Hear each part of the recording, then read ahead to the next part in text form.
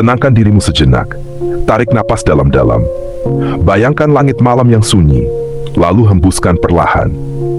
Seperti angin yang berbisik di atas bukit tua di Italia berabad-abad yang lalu. Di sebuah desa kecil bernama Vinci, pada tanggal 15 April tahun 1452, lahirlah seorang bayi laki-laki yang kelak akan mengubah dunia. Namanya Leonardo. Lengkapnya, Leonardo da Vinci. Ia bukan bangsawan, bukan anak raja, bahkan bukan anak dari pernikahan resmi. Tapi dari langkah awal hidupnya yang sunyi itu, ia sudah membawa sesuatu yang berbeda, sebuah rasa penasaran yang tidak pernah padam. Saat anak-anak lain bermain dan berlari di kebun anggur, Leonardo kecil lebih suka mengamati serangga di bawah daun, air yang jatuh dari batu, dan cara burung mengepakkan sayap di udara. Ia akan duduk diam berjam-jam hanya untuk melihat bayangan awan yang berubah bentuk di langit. Ibunya adalah seorang wanita desa, ayahnya seorang notaris. Mereka berpisah sejak Leonardo masih sangat kecil. Tapi itu tidak menghalangi imajinasi anak itu untuk tumbuh seperti pohon yang kuat. Pada usia sangat muda, sekitar 7 atau 8 tahun, Leonardo mulai menggambar. Tapi bukan menggambar biasa. Ia tidak hanya menggambar wajah atau pemandangan. Ia menggambar mimpi. Ia mencoba menggambar sayap, mesin, aliran air, dan rahasia langit. Setiap malam sebelum tidur, ia akan membayangkan dirinya terbang seperti burung. Dalam pikirannya, ia menciptakan alat terbang dengan sayap besar dari kayu dan kain. Suatu hari, katanya pelan pada dirinya sendiri, manusia akan bisa terbang. Ketika usianya menginjak belasan tahun, Leonardo dibawa ke kota besar, Firenze. Di sana, ia mulai belajar seni secara serius. Gurunya bernama Verrocchio, seorang seniman hebat.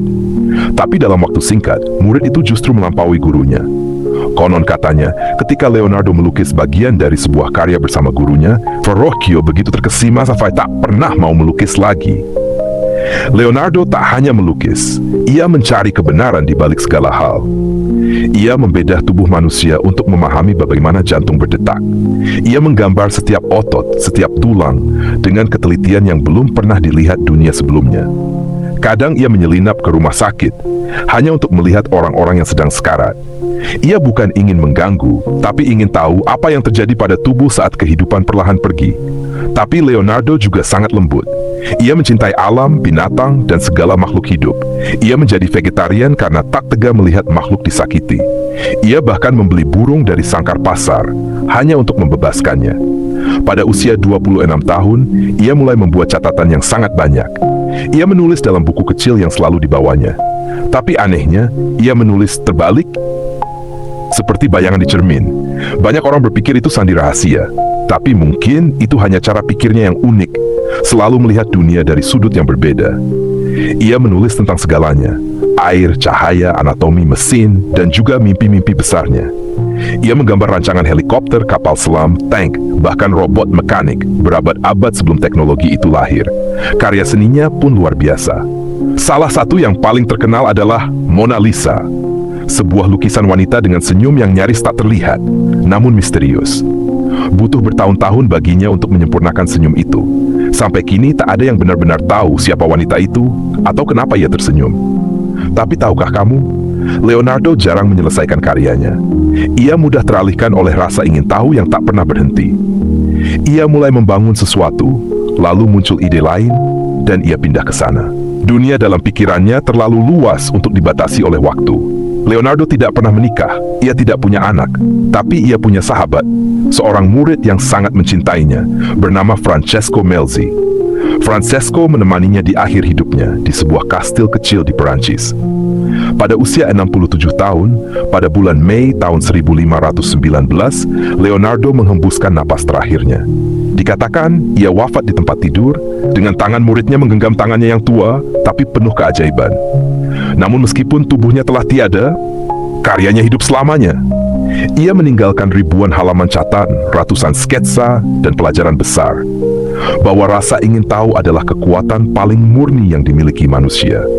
Bahwa mimpi bisa jadi nyata, bahkan jika itu hanya dimulai dari coretan di balik daun, dari bisikan air, dari sayap burung. Dan malam ini, jika kamu mendengarkan dengan hati yang tenang, jika kamu melihat bayangan bulan di jendela, mungkin kamu akan merasa bahwa Leonardo masih di sana, menatap langit bersama burung-burung malam.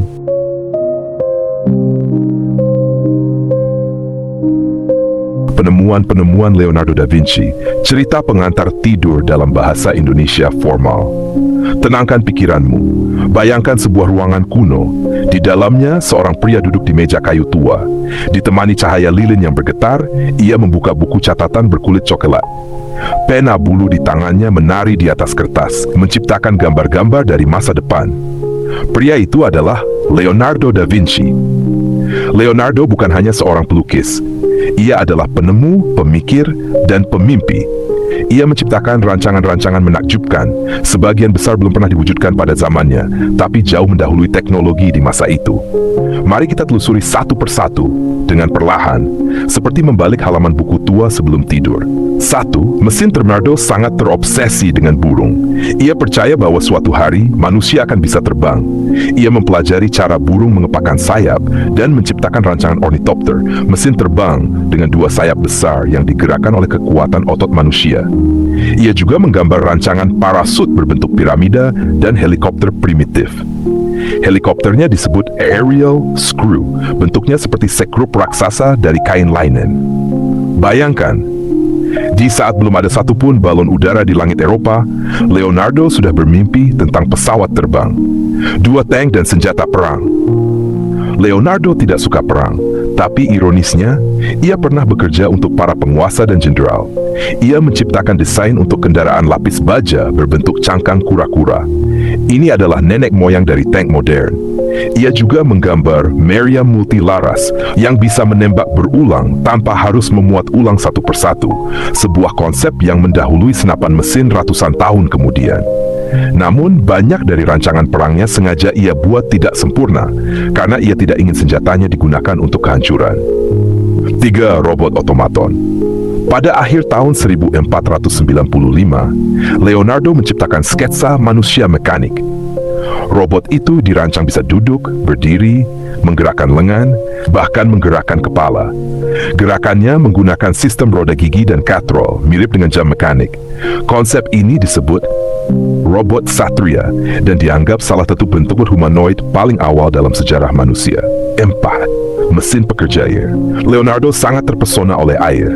Ia menciptakan berbagai rancangan seperti pompa air spiral untuk irigasi, mesin penggiling air untuk pengolahan gandum, bahkan merancang sistem kanal dan bendungan untuk mengendalikan banjir. Di Venesia, ia pernah mengusulkan rancangan untuk alat selam bawah air bagi tentara laut, lengkap dengan selang udara dan pakaian pelindung. Leonardo mencoba menciptakan jam yang lebih akurat dari jam yang ada di zamannya. Ia mendesain jam dengan 2 pegas terpisah, satu untuk waktu, satu untuk bunyi. Jam ini dirancang agar tetap akurat dalam jangka waktu panjang, jauh lebih canggih dari jam menara di abad ke-15. 6. Alat musik dan teater. Leonardo juga menciptakan alat musik yang sangat unik seperti viola organista, perpaduan antara organ dan biola, di mana gesekan dawai dilakukan secara mekanik. Alat musik otomatis yang bisa dimainkan sendiri dengan sistem roda gigi.